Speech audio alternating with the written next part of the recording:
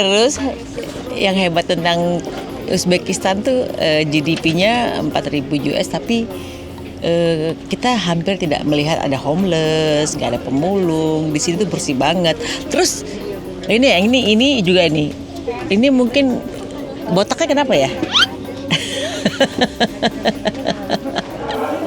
Nah, dia muncul lagi. Profesornya muncul. Prof.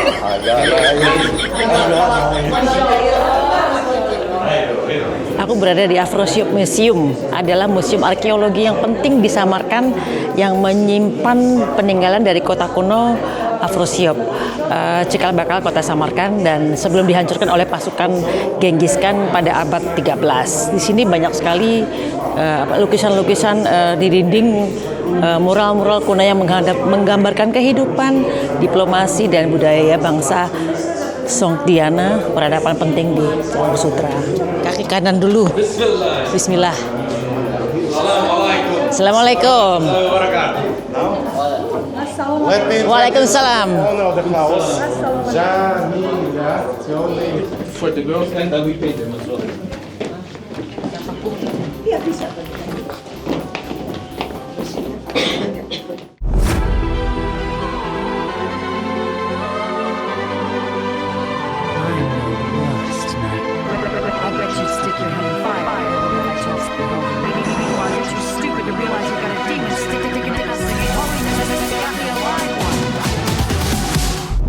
Good morning guys, ketemu lagi di konten Maya Alul TV. Ini pagi-pagi banget. Aku udah bangun dari subuh, terus kemudian pagi-pagi kita mau menuju naik kereta api dari Tashkent menuju ke Samarkand. Banyak situs-situs sejarah yang keren di sana.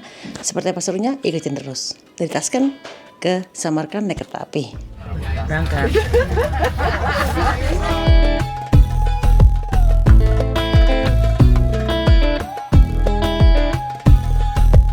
Baik, udah sampai stasiun di Tashkent.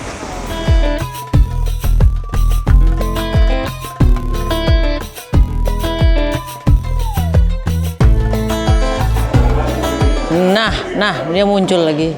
Profesornya muncul. Prof. Can you explain?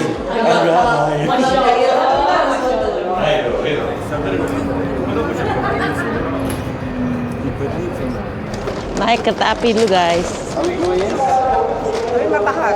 Tashkent.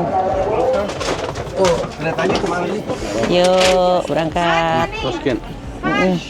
So, perjalanannya akan memakan waktu 2 jam. Ya, dari Tashkent ke Samarkand.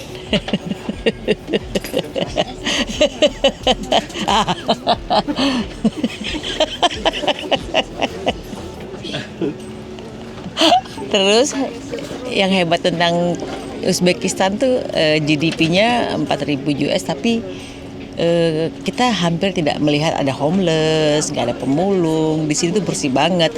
Terus ini juga ini mungkin botaknya kenapa ya?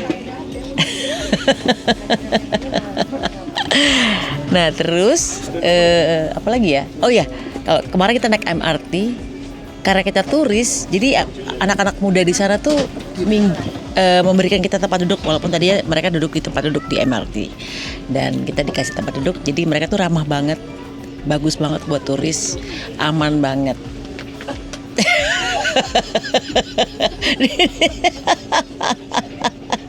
Terima kasih. Tapi nggak ada yang jual minuman kios ya di pinggir jalan juga nggak ada, sumpah. Ini kota atau negara rapi banget, bersih. Sekarang kita mau menuju ke Samarkand.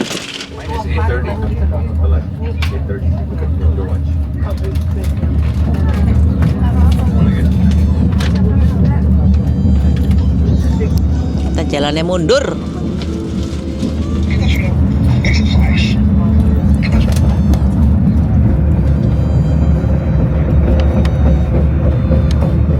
Yes, sudah sampai di Samarkand guys.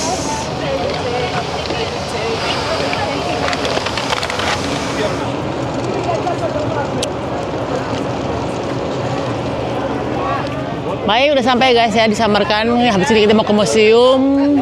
Pokoknya mau jalan-jalan selama sehari. Karena besok kita mau ke Bukhara. Stasiunnya kayak gini nih, bagus banget.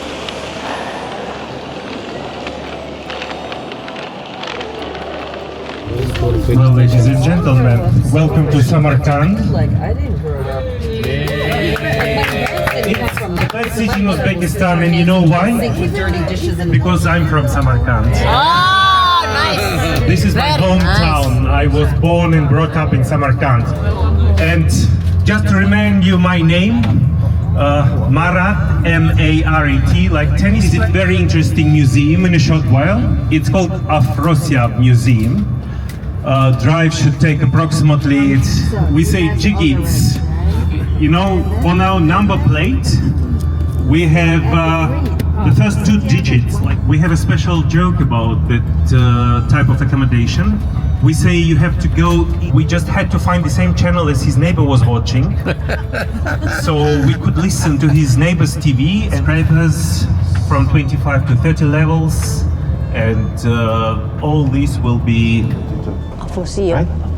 So the oldest city on the territory of Central Asia is our city right now, 2,705 years, 2,750, right? You see? Tembok apa itu? That's a 12th century. Oh, dari 12th century wall. 12. Before the Mongols Abad came 12 here, ya? the city was surrounded with a euro of the defensive walls. Yes.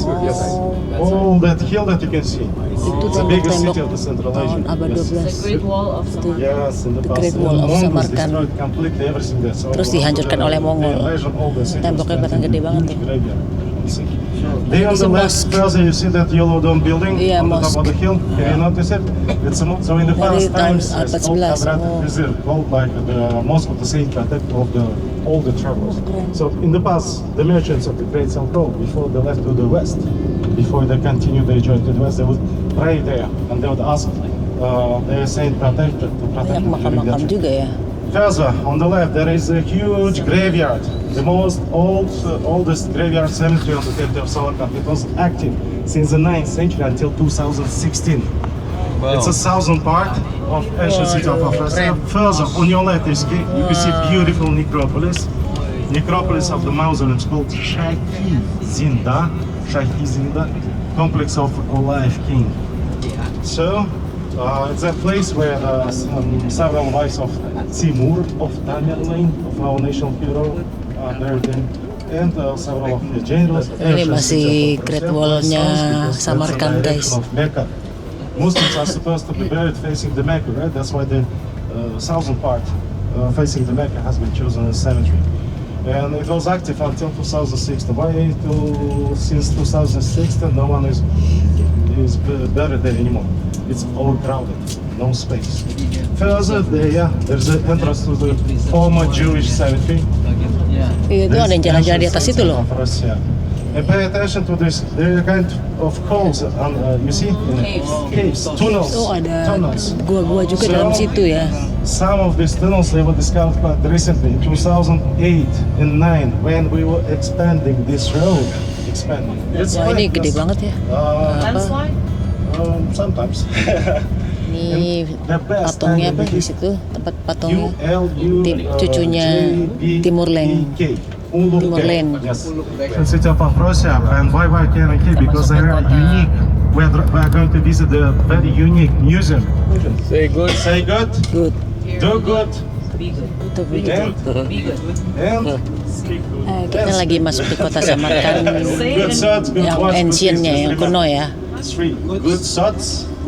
Good words. Good what? Good deeds.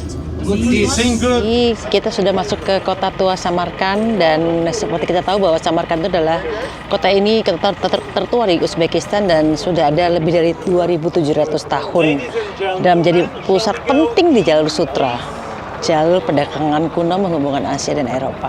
Dan di sini juga menjadi pusat peradaban Islam dan ilmu pengetahuan pada abad 14. Dan kota ini berkembang pesat di bawah kekuasaan Timur Tamerlane yang menjadikannya ibu kota kekaisarannya. Nah, ini namanya Afrosiab Museum.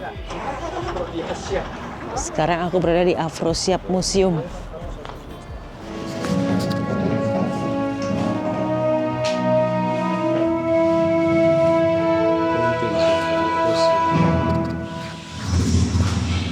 Oh, lebih ke wall painting ya, Afrosiab Samarkand. Samarkand is one of the oldest cities in Central Asia. One of the important remains was discovered in 1965 in Afrosiab, northeast of Samarkand, and proved a historical fact that the city was the center of the ancient trade route.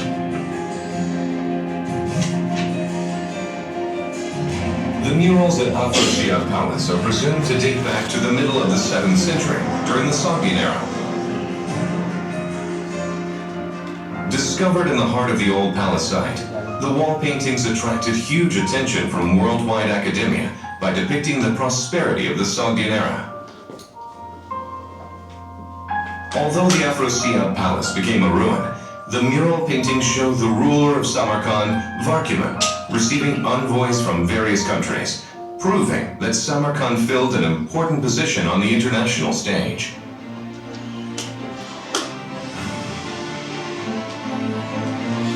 Now let's take a closer look at Samarkand in the 7th century through the wall paintings of Afrosiab Palace.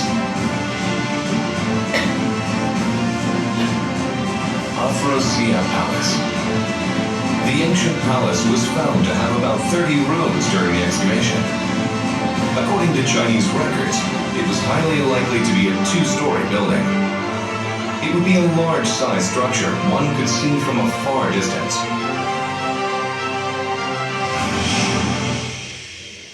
The hall located in the center of the palace is a square room of 11 square meters, and the hall's walls are decorated with colorful murals. On the principal west wall mural, an inscription remains on an ambassador's robe written in Sogdian. When King Varkuman Unash came to him, the ambassador opened his mouth and said thus, "I am Pukarzate, the Chancellor of Chagandian. I arrived here from Turantash, the Lord of Chagandian, to Samarkand, to the king, and with respect to the king, now I am here. And with regard to me, do not have any misgivings.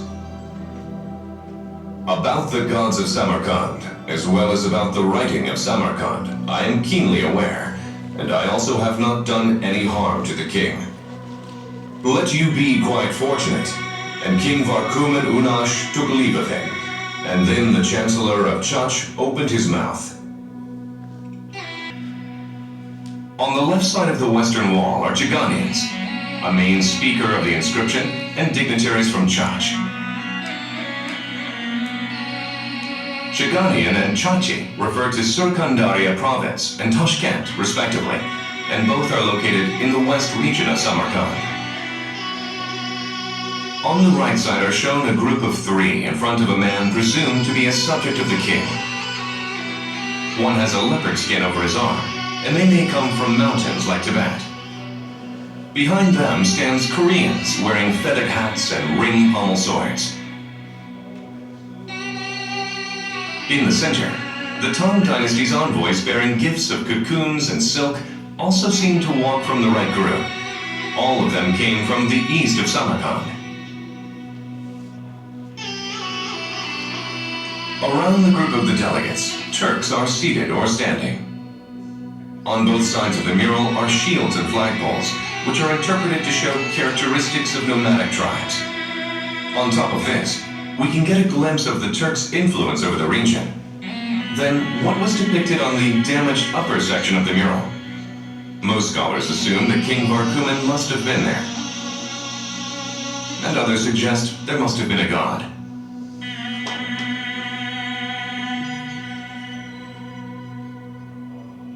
Looking from the west wall mural to the left, a procession painted in brilliant colors fills the south wall.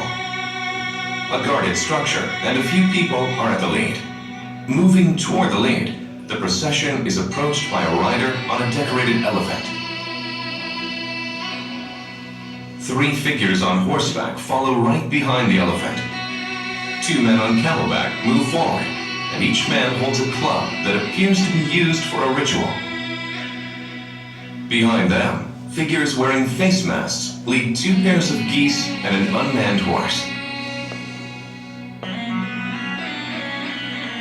At the rear of the procession, an outsized image of a lower half of a figure is assumed to be King Varkuman on horseback. The king was followed by his equestrian troops. This procession is assumed to be one to pay respects to ancestors' tombs or a wedding ceremony. What is clear about the south wall mural is that religious elements on the south wall coincide with characteristics of the Zoroastrian religion. The north wall mural is filled with a painting with the theme of the Tang Dynasty.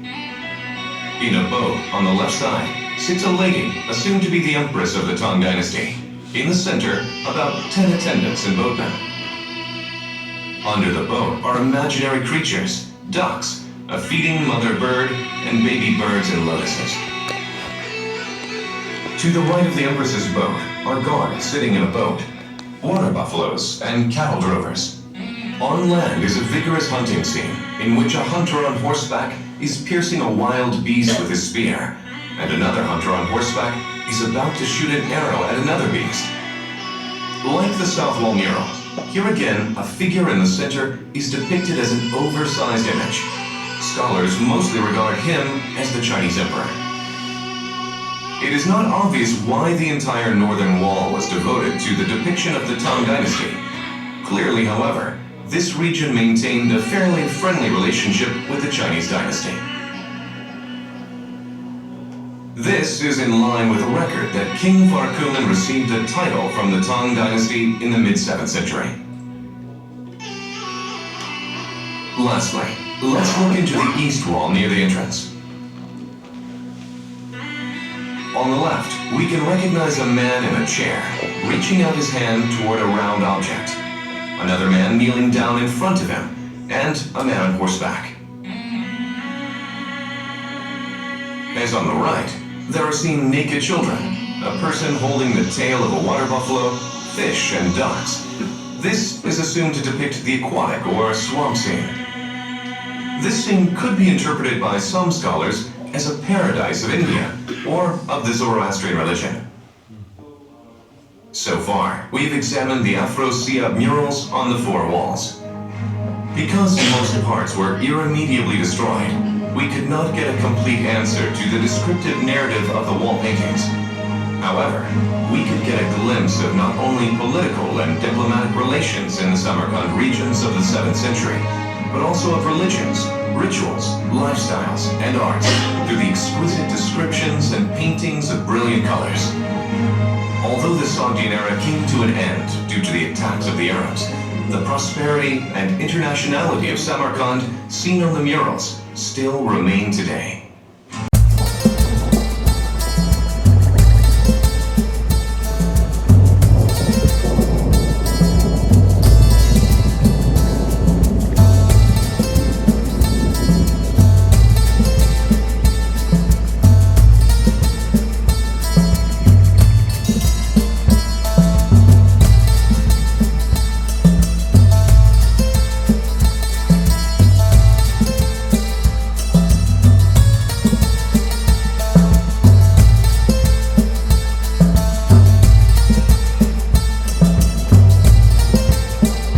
Museum adalah museum arkeologi yang penting di Samarkand yang menyimpan peninggalan dari kota kuno Afrosiab, cikal bakal kota Samarkand, dan sebelum dihancurkan oleh pasukan Genghis Khan pada abad 13. Di sini banyak sekali lukisan-lukisan di dinding, mural-mural kuno yang menggambarkan kehidupan, diplomasi, dan budaya bangsa Sogdiana, peradaban penting di Jalur Sutra. Dan museum tempat aku berdiri ini berada di reruntuhan kuno kota Afrosiab, sehingga pengunjung bisa melihat langsung bekas kota kuno tersebut. Pada saat abad ke-7 tuh, dan gambar-gambar di Afrosiab museum ini adalah gambar-gambar mereka adalah pemeluk Zoroaster, belum memeluk agama Islam. Dan Afrosiab Museum adalah tempat terbaik untuk melihat asal-usul Samarkand, memahami kehidupan kota kuno Jalur Sutra, dan menyaksikan seni budaya yang sudah ada sejak lebih dari 1000 tahun yang lalu. Jadi Anda bisa lihat tadi sempat ada di layar bahwa ruangannya di layar tuh ada keterangan tentang Afrosiab, seperti apa Afrosiab kotanya di layar. Nah, ini ruangannya persis dibuat sama lebarnya dengan seperti yang digambar di video tadi sebelumnya, guys. Ini gambarnya yang hilang kira-kira seperti ini. Ini kan tidak utuh ya guys ya gambarnya ya.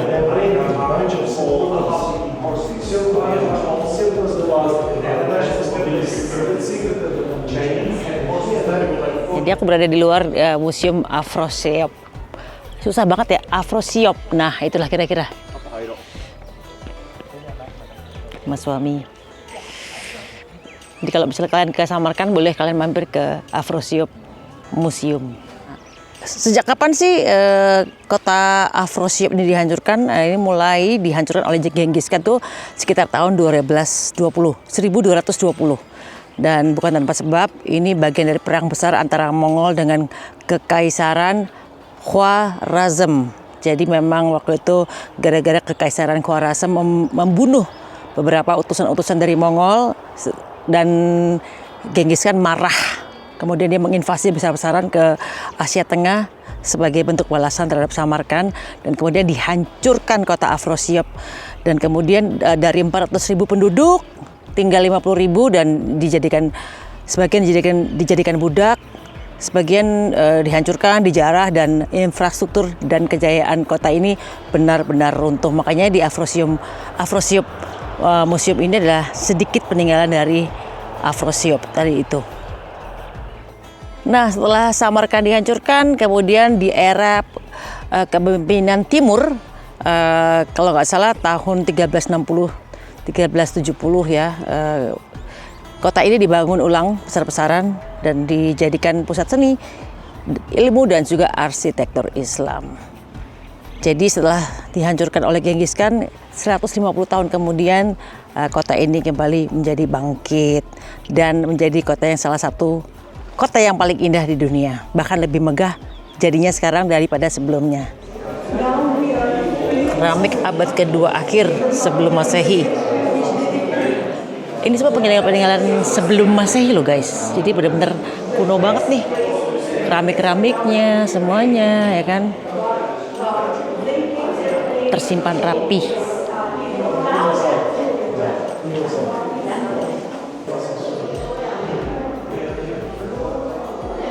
Wah, ini adalah bejana-bejana khusus untuk mengawetkan tulang-tulang jenazah manusia nih.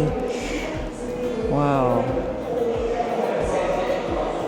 Jadi ini sesuai dengan ritualnya, bukan Islam ya, ini adalah Zoroaster. Ritualnya orang-orang Zoroastrian atau agama sebelum Islam masuk ke Uzbekistan.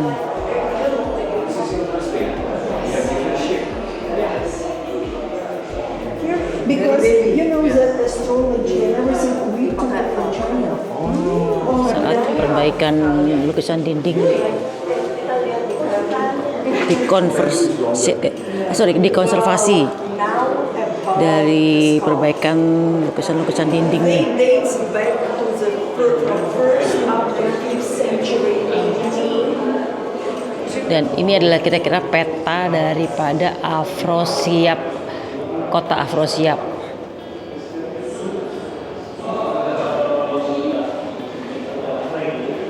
Jadi memang kalian bisa melihat Samarkand yang kota kuno dan kota baru. Nah, yang ini yang aku berpijak sekarang di bis ini adalah kota kunonya, guys. Ini lagi mau iseng lihat bekas-bekas kota-kota, bukit-bukit kota Samarkand tua. Afrosiop. Susah banget ngomongnya, Afrosiop.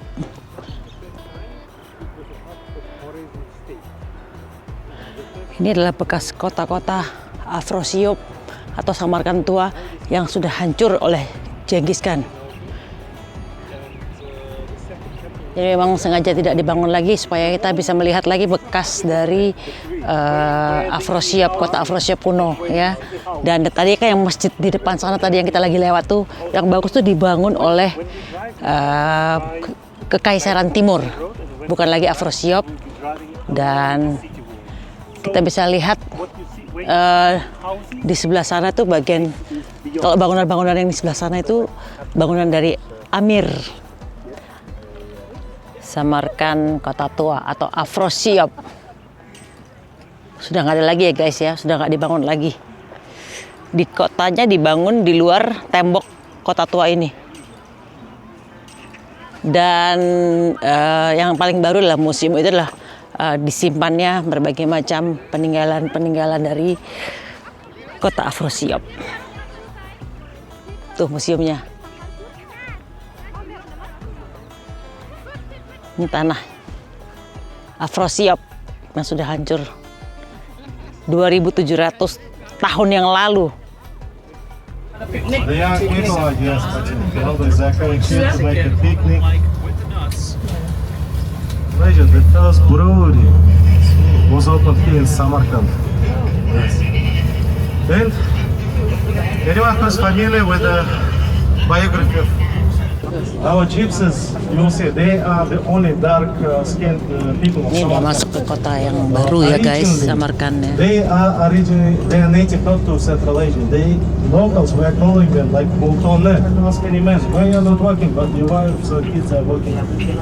Go and work, and they will say like this. They men reply like this next to you. And this way, our kids can safely play in the streets. Can safely play in the streets. They on the right, I can even see here the gypsy. Banyak orang gypsy di sini ya. They make synthetic thread, and it's the best for synthetic carpet. So sometimes even when you drive across the desert, you will see gypsy collecting plastic and other waste. Kita lagi ke rumah penduduk untuk memasak pilaf. Together, some local tricks. Just right before you enter, I'll show you the local tricks. Kaki kanan dulu. Bismillah. Assalamualaikum. Let me Waalaikumsalam. owner of the house.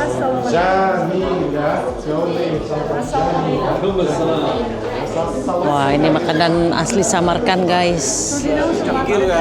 Ini kayak di rumah penduduk, mereka bikin restoran dan kita akan makan makanan khas dari Samarkand asli. Dan kebetulan yang punya adalah orang Islam. Jadi makanya tadi kita disambut dengan Assalamualaikum dan diwajibkan pakai kaki kanan untuk melangkah masuk ke restoran ini. Jadi ini sebenarnya bukan restoran, ini adalah family house dari Mrs. Jamila dan juga Mrs. Farangis. Ini nampaknya seperti martabak, ini kayak pangsit, ini kayak lumpia. Ini pasti apel lah ya, salad. Ini nampaknya asinan Bogor. Ini sambal gado-gado. Nah ini kan gado-gado nih, sayur apa sambal gado-gado. Kira-kira di Indonesia gitu kali ya. Ternyata benar, ini pangsit guys. Bismillah. Ini kayak isi bayam, tapi bentuknya martabak. Kayak martabak tapi bukan, tapi kayak apa tuh bayam yang Itali itu, tapi bukan, nggak ada cheese-nya sih. Bukan, apa tuh namanya tuh? Itulah bayamnya yang dibikin kayak hancur gini guys. Tapi ini martabak sepertinya, mirip. Pokoknya kalau makan di Asia Tengah seperti ini, makanannya kalian nggak usah khawatir karena makanannya bisa ke arah Arab, arah Cina, atau arah India. Jadi aman, kalian bisa makan makanan di Samarkand atau di Taskem. Makanannya hampir sama Indonesia punya. Ini lagi bikin pilaf. Pilaf. PLOV is abbreviation. PLOV. The main ingredients they are meat, carrots, water, daging, rice, and salt. Kayak nasi mandi kayaknya ya. National dish in Uzbekistan. It's national dish for other republics as well. And we have special restaurants where we cook only plov and nothing else.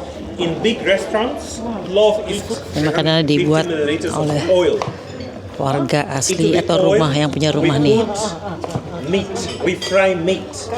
Then we fry onion. Then we add carrot. So yellow carrot we like in Samarkand. Ini enak banget You know, guys. carrot is orange carrot. Ini wortelnya warna kuning. And Lucu ya. we chop carrots from Wah, rice. digituin Next guys. step is the most important for us. You know, we local people. Oh nasinya, di atasnya nasinya nanti ya. Dikasih perban guys, sakit kali ya. Very demanding on rice. So Bahan-bahannya dari risin. And when ada we serve chickpea, love in ada Uzbekistan, gula batu, especially ada in Samarkand, jinten, we rice on ada the beris bottom, kering then sama we put chickpea. carrot on the top. Jadi memang dipisahin Sometimes, pakai from time to time, kasa long gini grain, supaya like nasinya nggak basmati kecampur dengan rice, wortelnya, and in supaya nanti Fergana nasinya Valley, bisa southeast of makan lagi Uzbekistan, kita. we use Jadi tulisannya PLOV, pilaf gitulah. Ini hari ini kita makannya pakai bukan daging kambing karena tidak terlalu populer kambing di sini, jadi makannya pakai daging hari ini. Nah ini cobain wortel kuning, rasanya seperti apa? Bismillah. Sama lah sama wortel oranye kita, sama lah.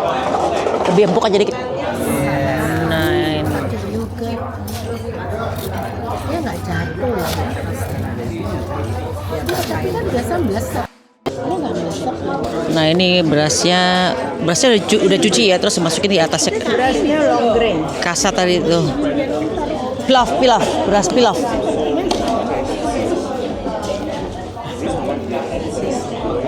Kalau Indonesia Lebih gurih pakai tangan.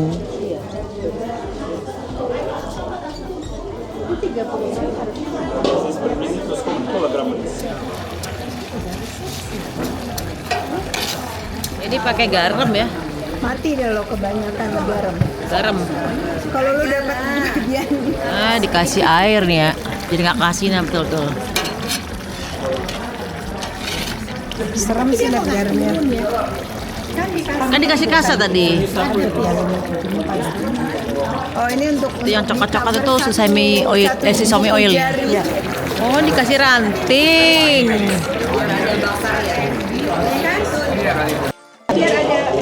Oh pakai ranting-ranting taruh situ supaya ada bau-bau bakaran ya.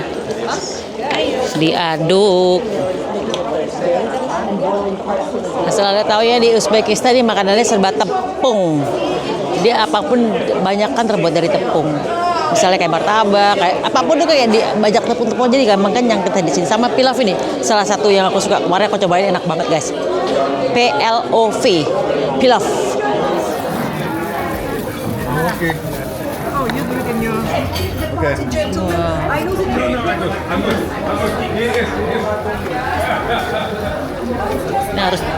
Ini harus diaduk terus nih supaya rata panasnya.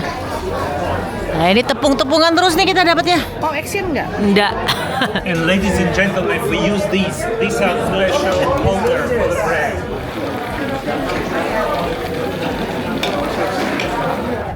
Yang paling keras. Oke, gua takut. Malah. Namanya juga bergaya doang. Oh ditempelin ke situ ya? Iya. Oh ditempelin ke sana bakarnya. Tandoori. Tandor namanya. Oh tandor ini. Like Indian tandoori Iya. sama.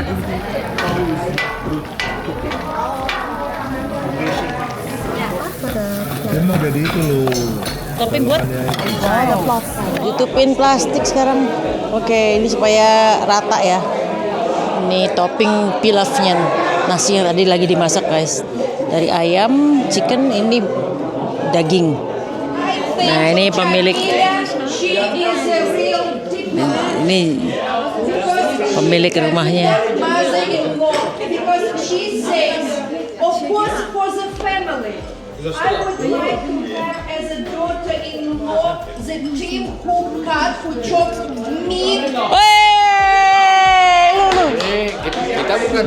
Sumpah nih tekonya lucu banget, artistik banget guys.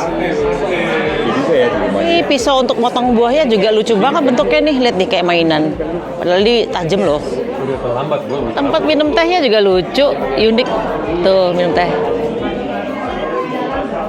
Nah ini makanan khas ini Sumalak namanya sumalyak. Nah ini adalah traditional Navruz sweet dibuat dari Germinated flour and oil. with flour and oil. Jadi dari tanaman ini loh. And only Dan cuma springtime. ada di waktu spring. Spring onion. Ini enak banget rasanya kayak dodol. Dodol Garut. Iya dari dodol ya. Dodol Tapi Garut. terbuat dari ini guys. Dihancurin jadi seperti ini. Nah ini tadi roti yang masuk ke apa tuh namanya? Tandor apa? Tandor ya? Hah? Yang dibakar di dalam tanah. Yang itu tadi apa? Iya tadi yang tadi dimasukin tuh. Apa namanya? Oke. Tepung. Panas. Pakai teknik. Coba gimana potongin Hani dikit. Tadi kena teh aja nggak ada rasa apa. Nah ini tadi ntar bakal ditotolin sama sumaliak. Tadi yang dibakar di dalam bawah tanah liat tadi tuh. Atau namanya apa tuh? Bismillah. Apa ini sebenarnya? Sana bukan ini.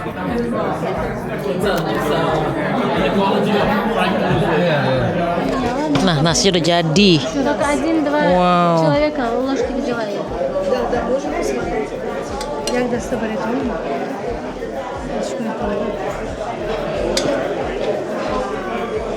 Tuh wortel-wortelnya paling bawah tuh guys. Akhirnya setelah menunggu 45 menit jadi juga nasinya.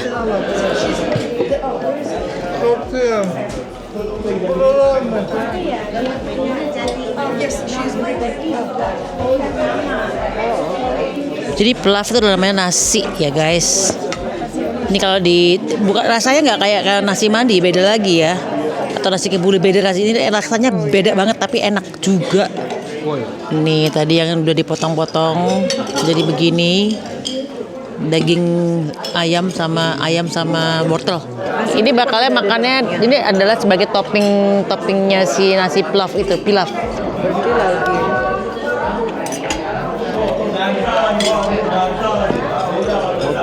Akhirnya alhamdulillah ini adalah makanan khas pilaf setelah nunggu 45 menit, hampir sejam lah ya. 45 sampai sejam. Alhamdulillah jadi. Oke, gas. Bismillah. Ini bersih, jadi sendoknya bisa pakai semua bro. Yep. Kita gas. Ini yang enak nih. Ini bersih sendok gua sih. Single handedly done. Mana yang chicken buat Kindarto tuh? Ini guys. Ini ya, bismillah. Rasanya bukan kayak nasi kebuli, tapi rasanya kayak sesuatu yang lain ya. Apa ya? Bukan Arab ya rasanya ya. Bismillah nih. Uzbek.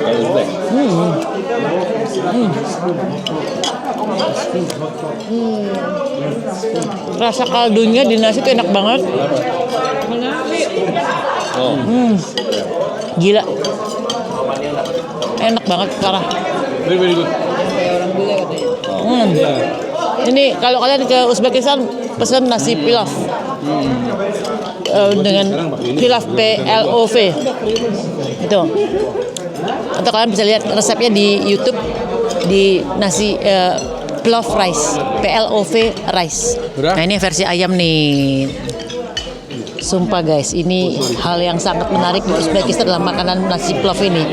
Enak banget, belum pernah gue makan dimanapun di Timur Tengah mau dimanapun. Ini rasanya beda lagi, rasa kaldu dagingnya kuat banget. Thank you, assalamualaikum, bye.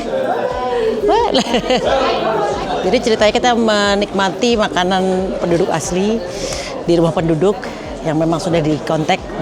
Kita datangin khusus untuk mereka memasak makanan tradisional Uzbekistan, guys.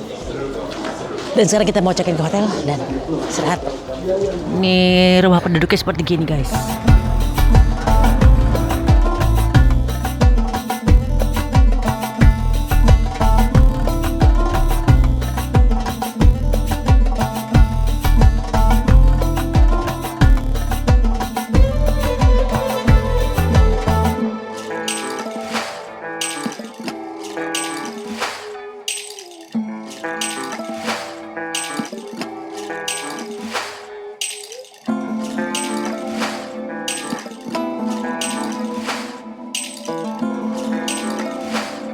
Jadi semua area sini tuh dibangunnya 2016 dari yang tadi tuh guys. Masih baru kelihatannya, masih gersang. Hotel kita Hilton. Masih gersang ya. Nanti berapa mungkin 10 tahun lagi udah hijau. We will be checking in upon arrival, and tonight we are meeting. This afternoon we're meeting at 5:30 Timur for his grandson. It's called Guramir, and it was later on used for Timur himself. It's up to mausoleum, and we will be staying outside for a short while, then we'll go in. Okay, that's the plan for today.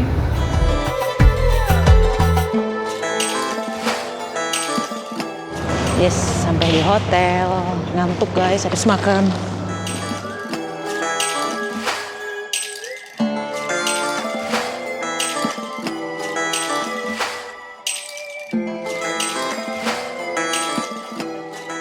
Baiklah guys, sore ini kita lagi mau ke tempat Mausoleum Gur Amir, permata arsitektur Timurid di Samarkand. Ini kita wajib ke sini karena ini adalah mausoleum megah di Samarkand yang menjadi ikonik juga dan menjadi tempat terakhir peristirahatan atau makam terakhir penguasa legendaris Asia Tengah yaitu Timur, dikenal juga sebagai Tamerlane. Kita berangkat ya.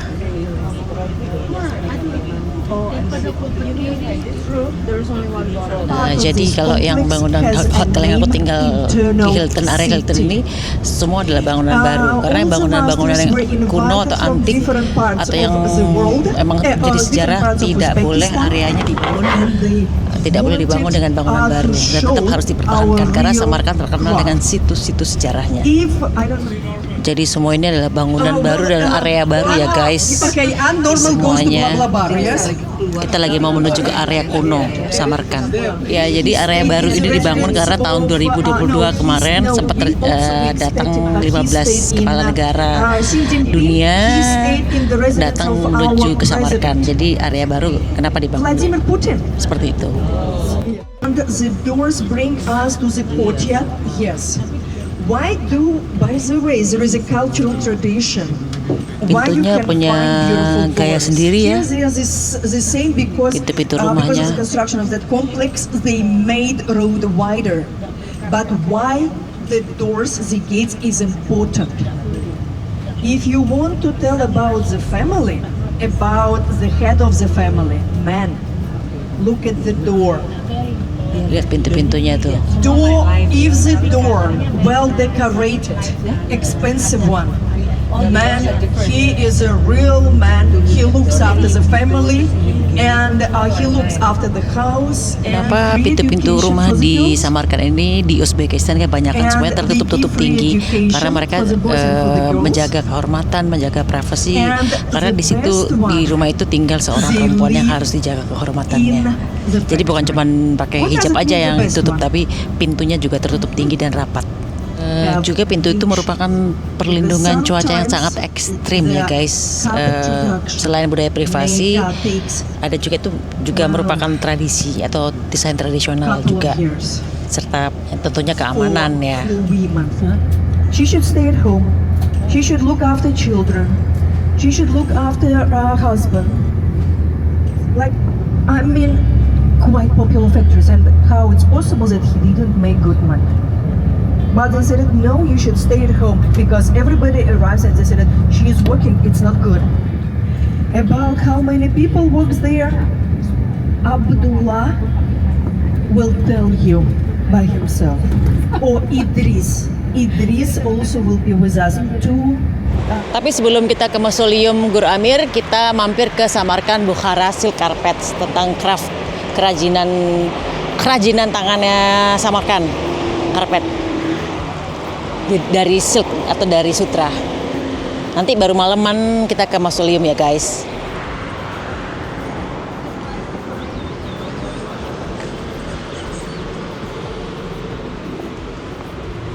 Lantainya pun vintage nih.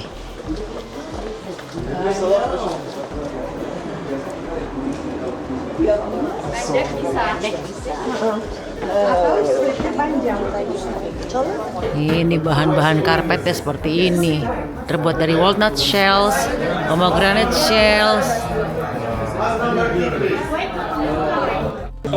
Nah ini bahan-bahannya dari vegetable guys, pewarna karpetnya. Jadi pewarnanya dipakai dari pewarnanya bukan dari bahan kimia tapi dari bahan buah-buahan ya.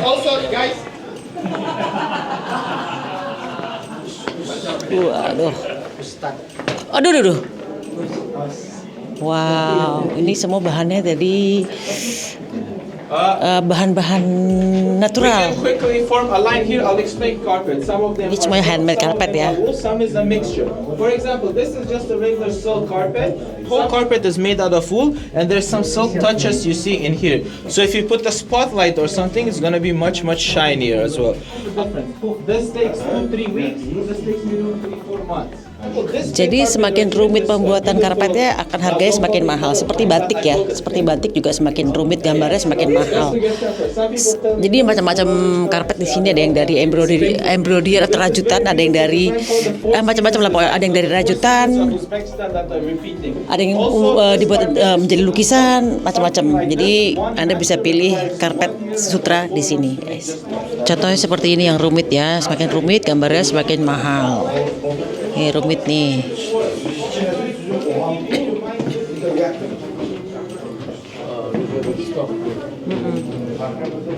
Dan stoknya banyak banget nih. Wow, ini handmade semua loh. All three of them have identical designs. But just because they have three different the colors, they look like three different carpets. Of course, the knots is different, but just because the design is the same, it looks completely different. So you can see in here it's more beige, whereas in this one they use more indigo. So that's why color is very important for the carpet, because the color you choose beforehand, what color you want to make the carpet, then how you know how your product will look like. Now some people like more beige, some people like brown, some people like blue. For example, I like beige, but my wife likes blue. So guess the color of my carpets? Blue. Only blue. I can't have no beige at all, so yeah. Nah, ini kelihatan lebih mahal dibanding yang ini, walaupun ini hampir-hampir sama, cuman ini katanya lebih mahal. Between Samarkand carpet, Bukhara carpet is that Samarkand is the only place officially in whole central. Now this is not Bukhara, the city design. This is means Bukhara. It used to be a whole empire before big.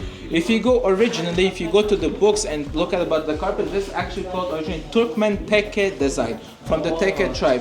Turkmens have many tribes. Even if you go to the Turkmenistan flag, you see this circle being on the flag as well. So this is, some people now, there's more deep meaning into philosophical meaning. Some people say like this is the circle of life, has like also calendar year. 1 year has 4 seasons. Each season has 3 months. So 12 months overall in total as well. Now what's the difference between Afghan carpet and Uzbek carpet, let's say? Afghans make Afghans make wool carpets. In here we make silk and wool carpets, and also we make the carpets in Afghanistan as well. So our family history dates back to 10 generations. It first started out in Turkmenistan, went to Afghanistan, which is still in Afghanistan and working. We're supporting more than 3,000 women making wool carpets there, and it's silk in here, about like 450 people working across 3 factories, including working at home as well. So our production of wool carpets, when you go to the wool room, you're gonna see a lot. It's like almost to the ceiling. When you're gonna go see the silk carpets, it's very low. Why? Silk carpets about 400 produced a year. Wool carpets produce more than 5,000 carpets a year. Wow. So what's the difference? Silk is thinner thread. It's very hard and it takes very long time to make, whereas wool is much faster to make because the threads are much thicker. If you make wool very thin, it breaks unfortunately. So ya, jadi memang kenapa silk carpet lebih dikit, karena produksinya juga produksinya tuh sedikit banget bisa dihasilkan. Tapi kalau wool carpet setahun bisa 5.000 pieces lah. Jadi silk carpet jauh lebih mahal daripada yang wool carpet. Dan kebanyakan yang membuat adalah perempuan, karena dulu kan perempuan itu kayak nggak boleh kerja ya. Jadi yang akhirnya mereka dikasih keahlian untuk membuat karpet. Kira-kira gitulah ceritanya. Unfortunately, you guys were a bit late, so the girls all left here. But unfortunately for me, I'll show you how to do it. Now, I haven't done it for a very long time. But we take it around it, we hold it this way, and then we take subsequently the one in the back, we pull it up, we use the hook part to tie the knot in between, pull it all the way down, and we cut it. That's one knot. So how many seconds it took me to make one knot? Probably around 5. In one line, probably it will take me a week to finish it, whereas our girls take about 2 lines a day. Any girl who makes knots, they make about 20 to 40 knots a minute. Now, what's the reason our girls already left working now and they didn't stay for longer? Main thing is light. If you pay attention, around the whole room is panoramic, like windows. We put windows every 1 meter. Why? Because all of our girls who work in here, they need to have enough daylight to work. If you put the spotlight above them, it's actually much easier to see. But what happens over time, the eyesight goes bad. And then look at me, my back. You see how I'm sitting? So they're allowed to work from 8 in the morning till 5 in the evening, Monday to Friday, but only 45 minutes in one session. They work 45 minutes, take a 15-minute break, come back, sit.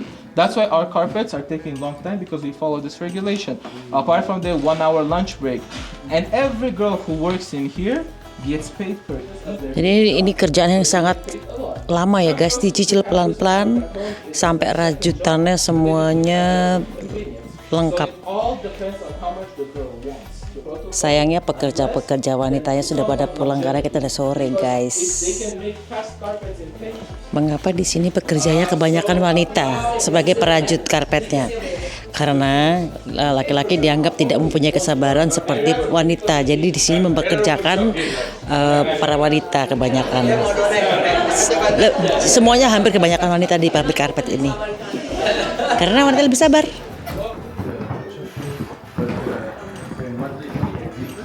By the government of here for the girls, and we pay them as well.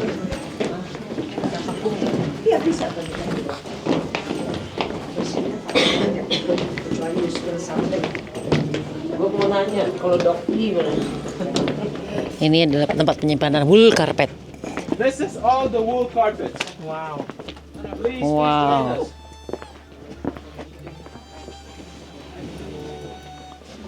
Wool karpet yang lebih mudah diproduksi dibanding silk karpet. Everyone just come in, you can walk on the carpets. It's free advertising. The more you walk, the better they become. Wow. Why? Because upstairs we saw every thread is a knot, right? And every single thread, there's many threads pieced together. So each time you make a knot, you cut from the middle. So the threads over time slowly open, and interior color is always better than the exterior. That's the only thing. So that's why there's always suggestion, walk more on your carpets. Wih, Putin pernah kesini bos. Nih kepala-kepala negara pernah mampir ke karpet sini loh guys. So remember, I taught you guys more megapixels, higher time, longer time to pray. So I put one carpet. Quick quiz. This is number 2 carpet. Which one you think is more expensive? Quick hands. That one. How many people think is this one? Raise of hands. 1, 2, 3, 4, 5, 6, 7. Unfortunately, all of you are wrong. So which one is the? Group is correct. I'm gonna explain why. Now I had this question upstairs. Real handmade, machine made. Oh. Look at the back, and I'm gonna let all of you touch. What's the difference? Very fast. If you ask many people how is you know if it's silk, not silk, they tell us you have to burn it. You have to burn it. Yeah. So, Jadi kalau but this is not the best yang way to know because no one palsu will let itu you bisa burn the dicabut. carpet, right? Bisa What's the best way dicabut to know? Only one way. bulunya. You Kalau take the carpet. yang mahal nggak bisa dicabut No, back is benangnya. also this looks finer. Benangnya di ujung You itu took guys. like this, Atau bisa and you dibakar open juga the sih. middle part. Now I'm gonna quickly show around everybody. Inside, there is no knots. So watch this. Itu adalah knots ya. It's machine stitches. Nah, ini In and out, asli, not nah, glued in. asli. So let me show everybody, and then I'll show everyone. Ini yang asli. Jadi di sini kita diajarin mana karpet yang murah, mana karpet yang mahal, mana karpet yang bikinan pabrik, mana karpet yang bikinan tangan. Tentunya bikinan tangan lebih mahal, guys. Apalagi silk. Walking on it. Now I want to also quickly. Jadi ini 100 tahun umurnya guys ya. Semakin dipegang semakin membuat nilai karpetnya akan turun. Jadi jangan dipegang-pegang tengahnya ya. I mean, I worked good. I got it for 207. This carpet has more than 50 different colors in it. And if you see how detailed this is. So you see one way color. And I want to show you another way color as well. And similar thing next to it, smaller.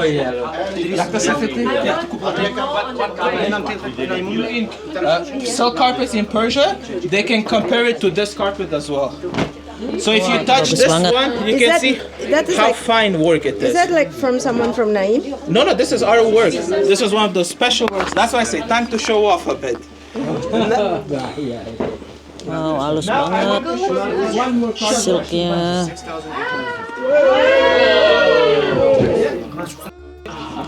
Ini kenapa tadi?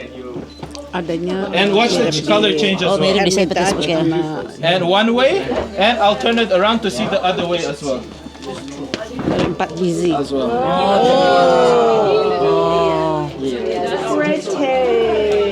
Ini harganya bisa 15.000 US dollar loh guys, satu karpet 2 meter kali 1 meter sekian. 1/3 of the carpet. Why? Because this one is the wool made. So if this is 15.8, and one in the bottom I think is 16.2. Very small difference, even though that's 3 times bigger. Now there's nothing wrong with it. It's just that people like when it's a bit thicker pile, where some people want thin pile as silk as well. Di sini juga dijual baju-baju tipikal etnik Samarkand. Dari silk juga, dari rajutan juga.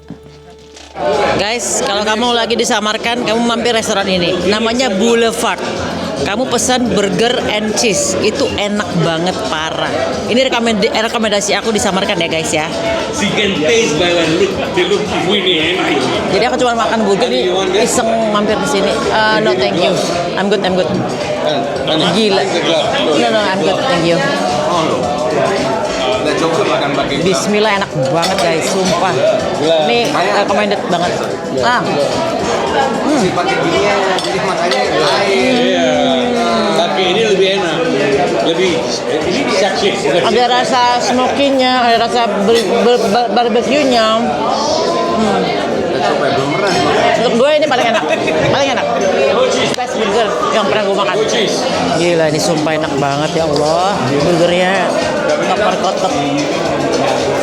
Beneran nih ratingnya 0 sampai 100, ini 1000. Ini the best burger yang pernah gue makan di seluruh dunia. Enak banget, parah.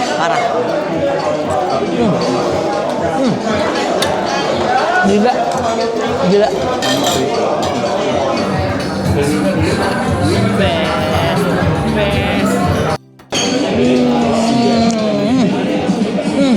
Gila. Bukan karena lapar ya, aku nggak terlalu lapar, tapi di makanan enak. Biasanya kalau orang lapar pasti enak, tapi ini aku nggak terlalu lapar. Tapi aku coba ini enak banget, sausnya, dagingnya enak, the best. Nggak salah, namanya Boulevard restoran ya guys ya. Ini dessert apa namanya? Dessert delima. Nah ini nih nama restorannya di Boulevard. Kalau di Samarkand ya. Ini Samarkand alun-alunnya ya.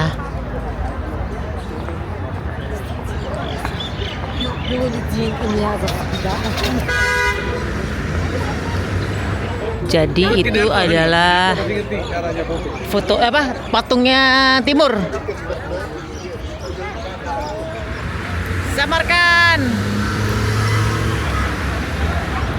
occupied huge territories when we saw with you already Afrosiab. Unfortunately, Afrosiab they couldn't use for living as the water supply system was destroyed completely. So Samarkand was established, founded on a brand new place.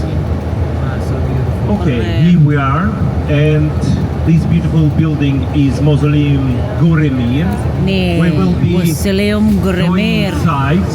Yes, akhirnya kita sampai ke Mausoleum Ghuremir, tempat makam sang raja, yaitu penakluk Uzbekistan, tapi yang membuat Uzbekistan menjadi makmur berpendidikan karena beliau ya. Ini keren banget guys.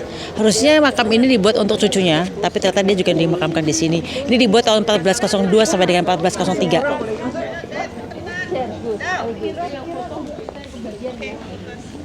Keren banget guys, gila, gokil. Keren banget guys. Aduh, di malam hari begini bangunannya tuh wow, indah banget. Wow, Masya Allah. Jadi bangunan ini diukir dengan ornamen emas dan juga kaligrafinya Islam, dan kemudian ada ukiran-ukiran yang sangat halus sekali. Ini budaya yang sangat tua, 1400, tahun 1400 ya guys. Jadi bangunan ini menjadi inspirasi untuk bangunan Taj Mahal. Keren banget. Tempat ini Gur Amir bukan hanya makam tapi juga simbol kejayaan dinasti Timur Id dan pusat kejayaan atau kebudayaan Islam di masa itu, dan tempat ini mencerminkan kekuatan seni dan ambisi besar dari Timur dalam membangun peradaban.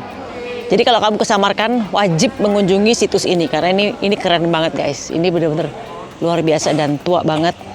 Itulah alasan kenapa kita pergi ke Samarkand, karena pengen mengunjungi situs ini. Kubahnya yang biru turkuaz ini menjadi ciri khas arsitektur Asia Tengah. Arti nama Gur Amir adalah makam sang raja. Makam Timur ditandai dengan batu jade hitam besar berbeda dari makam yang lain. Nah, ini empire kekuasaan dari Amir Timur, mapnya.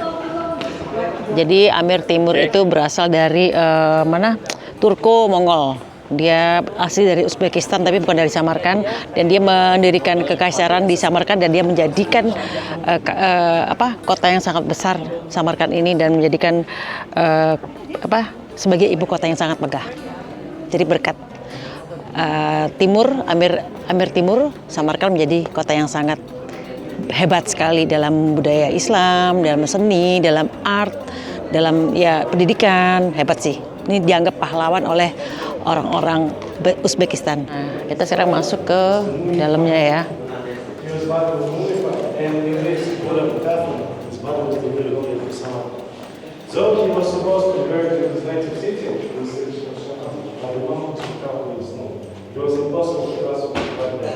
Dan ini adalah peti matinya Timur.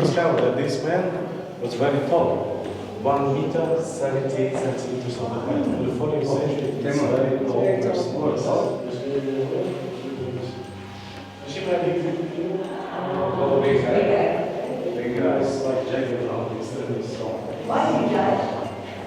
He was old. He passed away at the age of 69. Wow, ini keren sekali guys.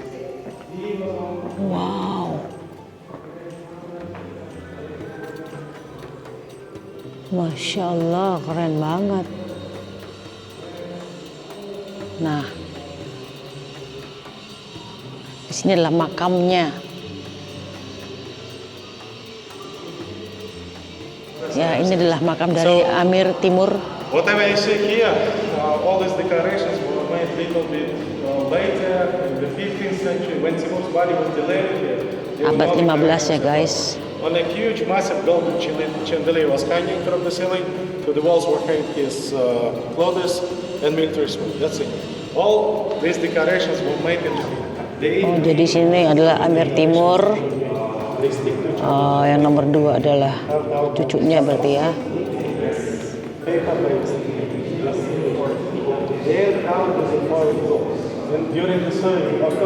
Nah, yang makamnya Timur adalah yang berwarna jade itulah. Jade hijau hitaman itu guys. Ini adalah cucu-cucunya, keluarganya lah.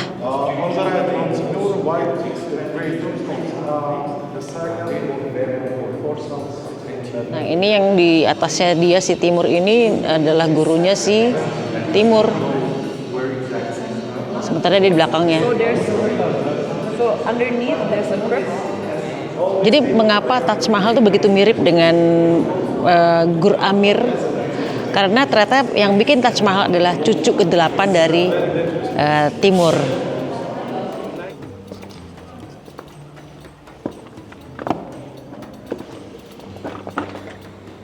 Those are more mausoleum. This is the other part, son. Oh, they found them here. Yes. Before they. It is on the same place, but underneath. I see. Jadi makam yang kita lihat tadi itu adalah yang di atasnya guys. Makam sesungguhnya ada di bawah sekali. Begitu. Jadi di atasnya banget dibangun sangat tinggi. Padahal di bawahnya tuh bawah banget adalah makam dari Amir Timur dan keluarga besarnya. Nah, serta gurunya. Masya Allah.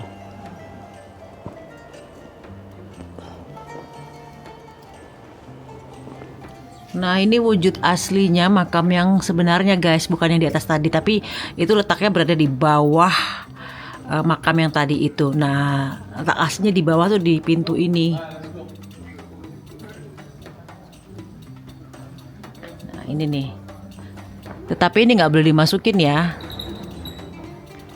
Kita keluar dari makamnya tadi, masih ada tempat lain lagi, makam-makam lain.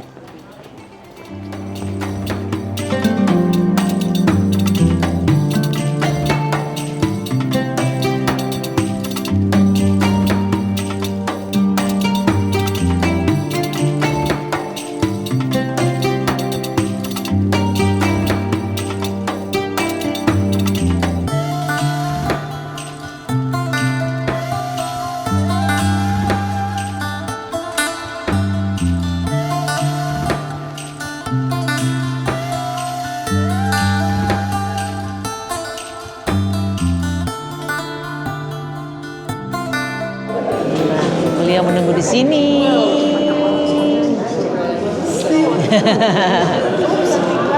Nah, ini adalah makam yang terpisah dari makam keluarga. Kenapa? Karena memang makam ini yang dimakamkan di sini dipercaya bahwa dia telah membunuh bapaknya.